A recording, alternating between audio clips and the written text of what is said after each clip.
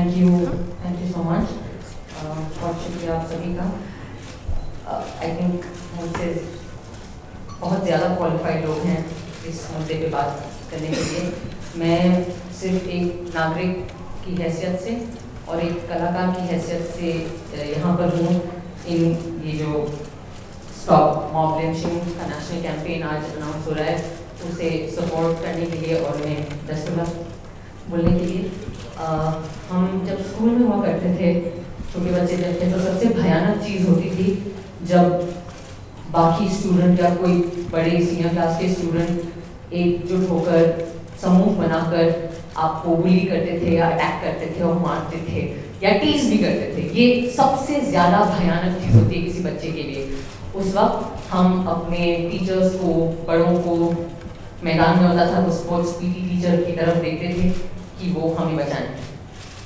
किसी भी समाज में जब वही एडल्ट्स, वयस्क, टीचर्स, पेरेंट्स ऐसी हरकत करने लगे, बुली की हरकत करने लगे, वो लोग जिन्हें अपने बच्चों को सिखाना चाहिए कि हिंसा गलत है, निर्बल के ऊपर एक ग्रुप बना के अटैक नहीं करना चाहिए किसी भी वजह से, जब वही लोग इस किस्म की सामूहिक हिंसा को जायज़ बनाना शुरू कर देते हैं किसी भी वाद के अंदर, चाहे वो राष्ट्रवाद हो, चाहे वो आई डोंट नो गौरवशावाद हो, चाहे वो I don't know whatever other वाद हो, वो गलत है।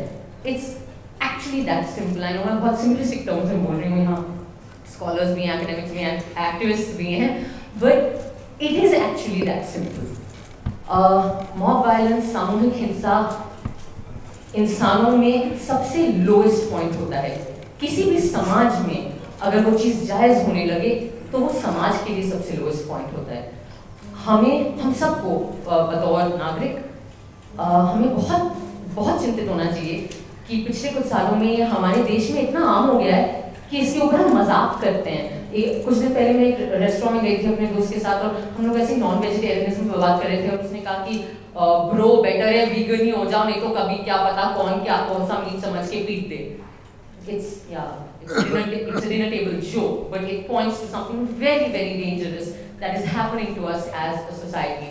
चाहे वो दादरी में अखलाक के साथ जो हुआ या ऊना में जो दलितों के साथ हुआ या फ्रैंकली जो संजय लीला भंसाली के साथ भी हुआ। एंड एज एन आर्टिस्ट, एक कलाकार होने के नाते I can tell you that is very worrying कि किसी भी रैंडम मतलब इतिहास को लेकर, I mean for God's sake, I am sure जो लोग ये अटैक्स कर रहे हैं उन्होंने एक हिस्ट्री की क्लास में अटेंड करी होगी, पूरे स्कूल उन्होंने इतिहास को बंक किया होगा। अब वो इतिहास के नाम पर सामूहिक हिंसा कर रहे हैं, मतलब बीफ तो चलो आगे की बात हो गई। So I think that this is very worrying. और सबसे ज़्यादा चिंतित उस सरकार को होना चाहिए जिसकी पहल में ये सब हो रहा है, जिसके रूल में ये सब हो रहा है।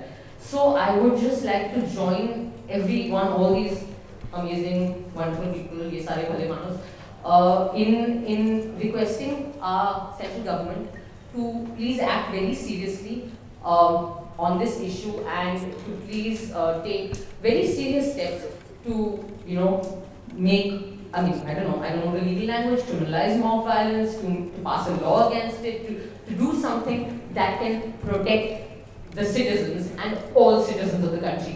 क्योंकि ऐसा तो नहीं हो सकता ना कि आप पूरी दुनिया भर में घूम रहे हैं और वसुधैव कुटुंबकम का श्लोक पढ़ रहे हैं और आपके खुद के देश में आग लगी हुई है और नागरिक ही दूसरे नागरिक पे इस किस्म की हिंसा कर रहा है। Thank you so much.